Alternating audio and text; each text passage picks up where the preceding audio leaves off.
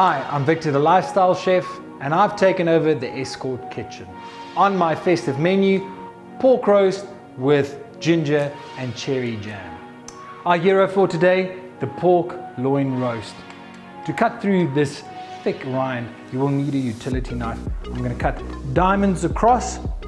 For the next step, you will need a roasting tray and about 3 or 4 layers of tin foil, and again, another 3 or 4 layers of baking paper.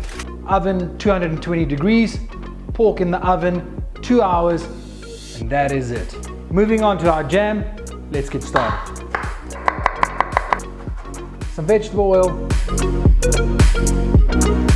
Cherries are in season, give it a good squeeze, and pull out that, and along with the stalk. Add your ginger. Give that another minute or two.